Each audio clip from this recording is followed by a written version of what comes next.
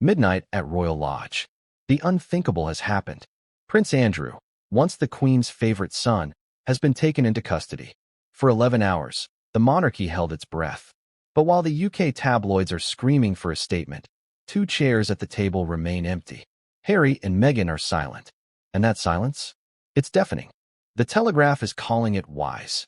The public is calling it justice. But behind the scenes, it's a chess move. Harry already said his piece in spare. He asked why he lost his security for wanting a private life, while his uncle kept his, despite being embroiled in a shameful scandal. Now, the chickens have come to roost. The British press is begging for a quote. They want a distraction. They want Harry and Meghan to say something. Anything.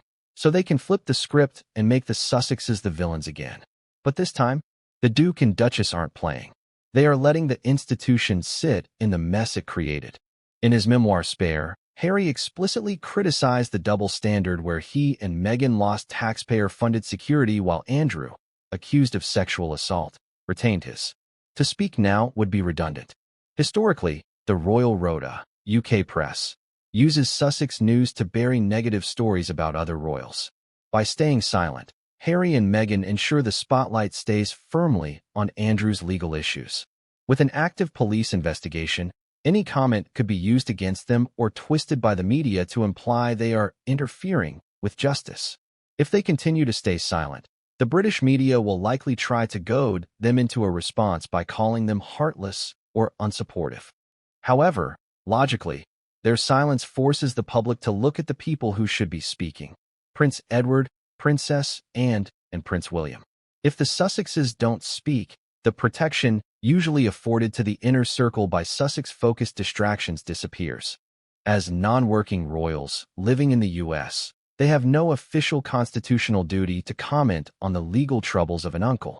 In fact, many argue that since they were cast out, they no longer have a mandate to defend or even acknowledge the family's internal crises.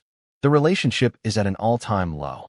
Harry views the palace as a circular firing squad that sacrificed his wife's safety to protect the reputation of senior members. Harry reportedly has simmering anger toward Andrew, not because of a personal feud, but because of the inequality of treatment. Harry served 10 years in the military and was stripped of his titles, whereas Andrew was protected by the firm for years despite the Epstein allegations. Despite the tension with Andrew, Harry remains close with his cousins, Princesses Beatrice and Eugenie, Andrew's daughters. This makes the situation delicate, as speaking out would hurt the only relatives he still talks to. Lead instances of breaking away are as follows. 1. Choosing financial independence and moving to California. 2. Pulling back the curtain on the invisible contract between the tabloids and the palace.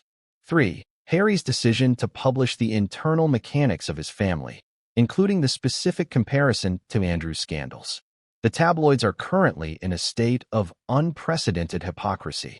After years of telling Harry and Meghan to shut up and stay away, they are now writing articles questioning why the couple isn't speaking.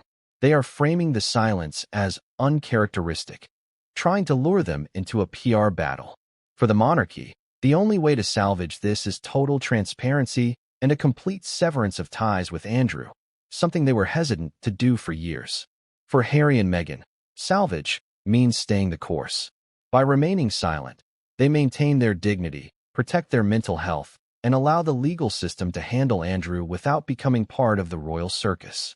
Don't forget to like this video and subscribe for more royal insights. Until next time, stay regal and stay curious.